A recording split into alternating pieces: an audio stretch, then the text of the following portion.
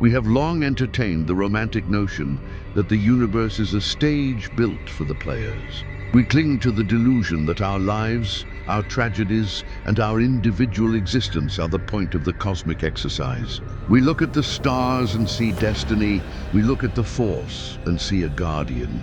But as we strip away the layers of myth, sentiment, and ego, we encounter a structural truth as cold and unforgiving as the vacuum of space. The system does not exist for the parts. The parts exist to sustain the center. In this exploration of the deepening shadow, we must face the reality that existence is not about the preservation of life, but about the preservation of the core. To the Force and to the grand machinery of galactic fate, centrality matters more than the pulse of any single being. The heart of the machine must keep beating, even if every individual cell within the organism must be sacrificed to provide the kinetic energy required for the next rotation. We are not the protagonists of this story. We are the lubricants for gears we will never see.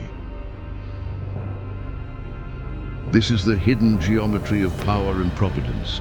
When we look at the great conflicts that have torn the stars asunder, the hyperspace wars, the crusades, the schisms, we see a recurring pattern of mass sacrifice at the altar of systemic stability. We mourn the loss of billions on planets whose names have been erased from the star charts. We weep for the fallen heroes who died for a cause. But the universe remains unmoved. It continues its rotation around a central axis of necessity. The Force does not prioritize the living in the way our fragile morality understands it. It prioritizes the structure. If the structure requires 1,000 years of darkness to prevent a total collapse into nothingness, the darkness will be granted. If the structure requires a decade of genocide to reset a stagnant political order, the blades will be sharpened. The Sith Empire's reign, the Jedi's stagnation, both were allowed to persist until the center could no longer bear the weight of their specific inefficiency. If the survival of the central balance requires the extinction of a world, that world will burn. We are not the guests at the table. We are the fuel for the fire that keeps the room warm. Our lives are the currency spent to buy another hour of central stability. Think of the Jedi Temple, not as a home for teachers or a sanctuary for the lost, but as a lightning rod for a specific type of cosmic energy. For 25,000 years, that rod channeled the light. But energy that does not move becomes stagnant. When the center could no longer hold the weight of its own tradition, when the Jedi became a clog in the drain of galactic evolution, the lightning rod had to be shattered. Order 66 wasn't an act of petty vengeance by a Sith Lord. It was a structural demolition. It was the universe clearing the blockage to allow new, violent energy to flow. The Force didn't move to save the inhabitants of the temple. It moved to clear the ground so a new center could form. This is the ultimate indifference of the cosmic architecture. It values the function of the center over the identity of those who serve it. You are replaceable. Your order is erasable. Your entire culture is a footnote in a history book that no one will ever read.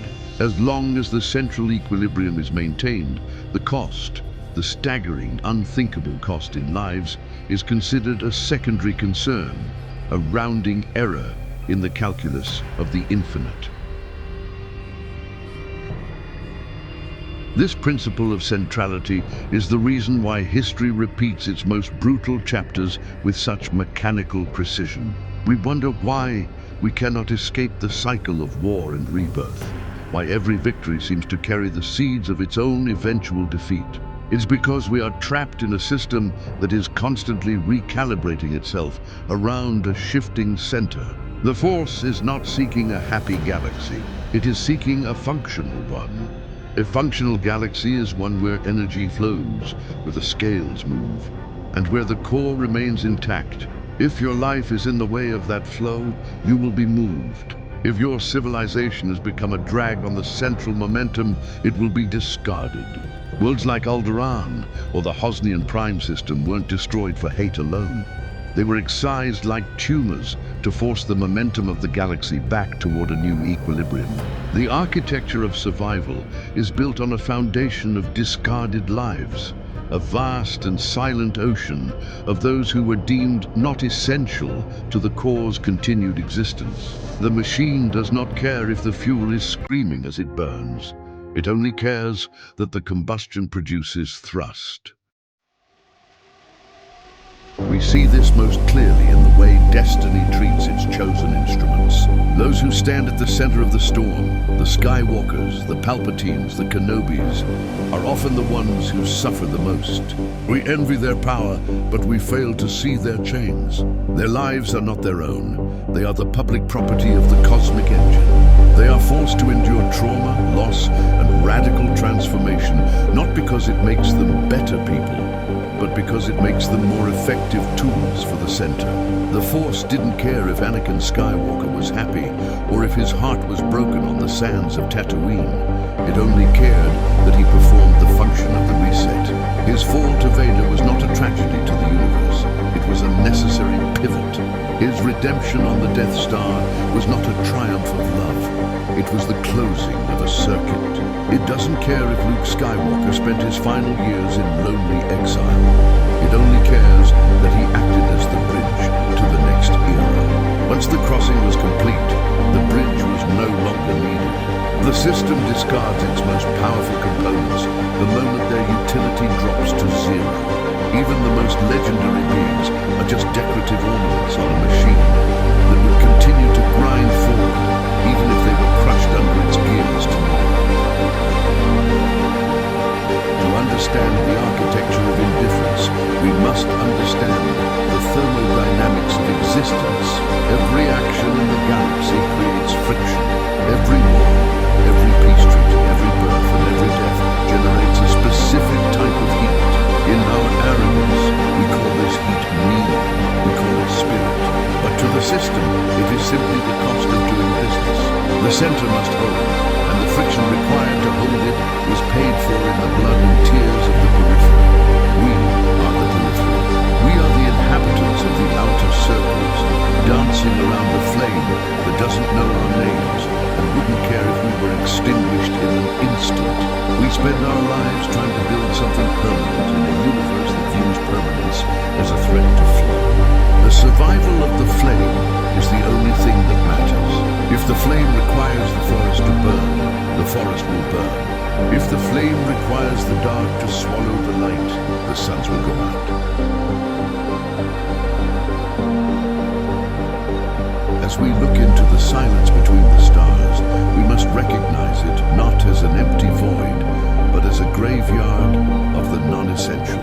For every name we remember, there are trillions we have forgotten, lives that were spent as small change in the cosmic transaction of balance. The galaxy is a vast, indifferent cathedral, and we are just the dust caught in the light of its windows. The core will endure, the center will remain. The architecture will persist, but it will do so over the remains of everything we hold dear. Your love, your legacy, your pain. These are temporary loans, granted by a system that is already planning how to spend your death for the benefit of the whole. The center does not recognize your sacrifice because the center believes it owns you. It believes you were born for the express purpose of being consumed. There is a level of maturity that this realization demands, a cold, hard acceptance of our own insignificance. We must stop asking why the universe allows suffering as if there were a judge we could appeal to. Suffering is not an accident, it is a design feature. It is the energy released when the old makes way for the new. To ask for a universe without pain is to ask for a universe without movement, and movement is the only thing the center requires. We are the fuel, we are the currency.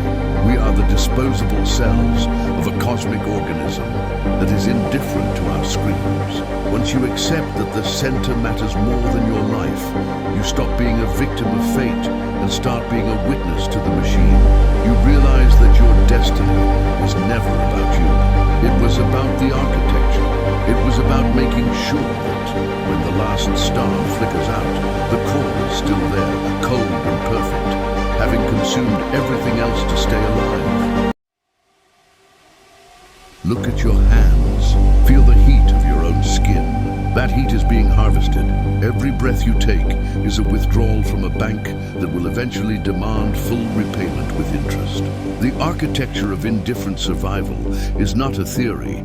It is the fundamental law of the stars. We are the dust that dreams of being the wind, but the wind only blows to move the dust out of the way. The galaxy doesn't need your permission to destroy you, and it doesn't need your forgiveness after it's done. The center is all that remains. The center is all that ever was.